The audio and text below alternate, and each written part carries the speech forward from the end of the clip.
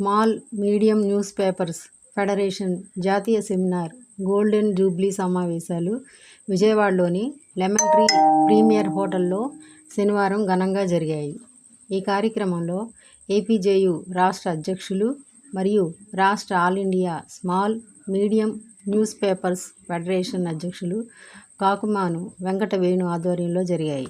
ఈ కార్యక్రమంలో జాతీయ అధ్యక్షులు Gurinder Singh, press council member Sudheer Kumar Panda, కూటమి ప్రభుత్వ సలహాదారుడు, ముఖ్య అతిథి ఎంఏ షరీఫ్ మరియు ఏపీజేఏసీ చైర్మన్ బొప్పరాజు వెంకటేశ్వర్లతో పాటు పలువురు రాష్ట్రాల ప్రతినిధులు, జర్నలిస్టులు, న్యూస్ ఎడిటర్స్ పాల్గొన్నారు. We keep on getting complaints from journalists and publishers from all over India. So we have received quite a few complaints from Andhra itself. And then when our union wanted to do some paper, some organization here, so we thought it's a welcome project. So we'll be able to talk to the stakeholders, we'll be able to talk to the journalists, what the issues are. And issues are prevalent all over India. Basically, the journalist, what is going through in Andhra is the journalist which he is going through in Delhi, in Haryana.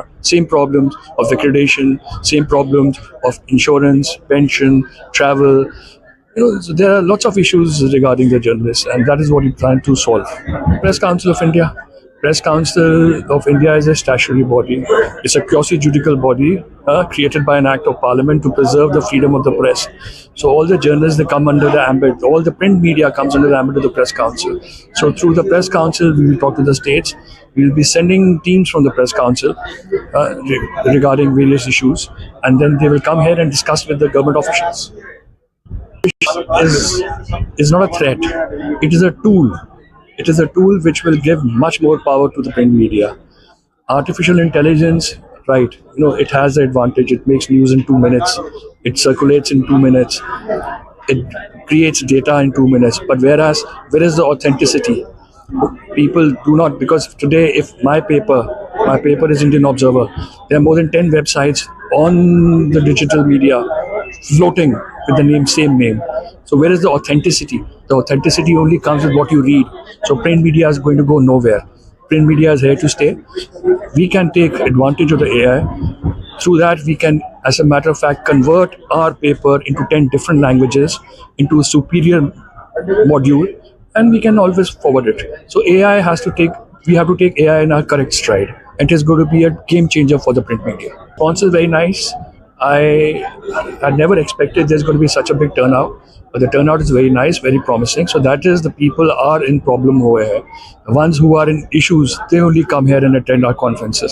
So we are here to solve them in whatever way we can, through the government, through the Press Council of India, and let's see, we will do the best. Andhra Pradesh का जो समस्या है उसका बारे में discussion हो रहा था. हम लोगों को पता भी नहीं था कि क्या क्या समस्या है.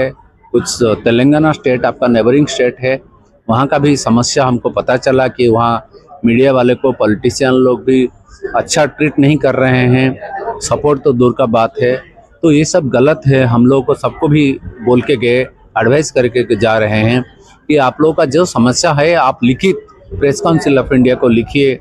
और उससे पहले कंसर्न डिपार्टमेंट, जैसे स्टेट गवर्नमेंट का इंफॉर्मेशन पब्लिक रिलेशन डिपार्टमेंट है, या सेंट्रल गवर्नमेंट का CBC, bureau of communication, central bureau of communication है, वहाँ लिखिए, ताकि आपका जो समस्या उनके पास पहुँचे और उसका कॉपी अब chairman press council of India या आप लोगों का पास जो प्रेस काउंसिल ऑफ इंडिया का मेंबर है, जैसे मैं हूँ और गुरिंदर सिंह जी है, उन लोगों को लिखिए, ताकि आप लोगों का केस हम लोग प्रेस काउंसिल तक लें और प्रॉपर गवर्नमेंट को हमने उसको एडवाइस करें कि ये लोग सपोर्ट, इनको दिक्कत है, इनको आप सपोर्ट करो. It is Assam.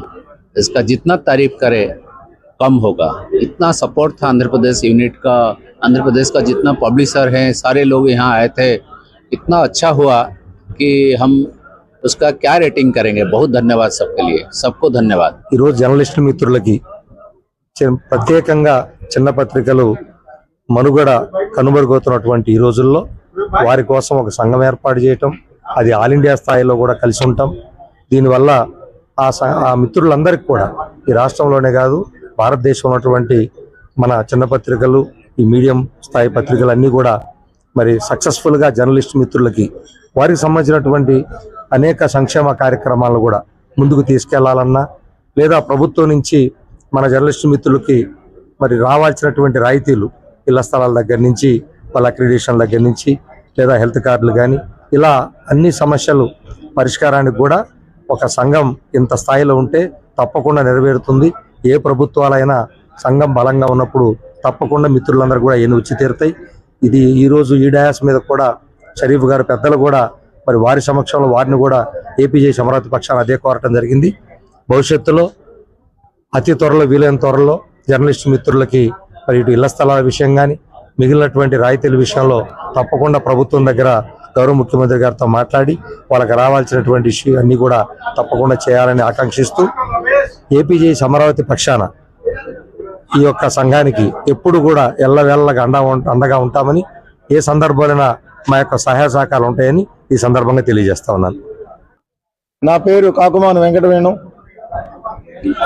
All India small and medium news paper federation state union president, అలాగే ఆంధ్రప్రదేశ్ జర్నలిస్టుల యూనియన్ స్టేట్ ప్రెసిడెంట్. ఈరోజు 25 జూలై 26వ తారీఖున ఆంధ్రప్రదేశ్ అమరావతి విజయవాడలో హోటల్ లెమన్ ట్రీలో నేషనల్ సెమినార్ మరియు all India small and medium news paper federation national seminar మరియు golden Jubilee celebrations ని జరుపుకోవడం జరిగింది. ఈ గోల్డెన్ జూబ్లీ సెలబ్రేషన్స్ లో అన్ని రాష్ట్రాల నుంచి కూడా వచ్చినారు.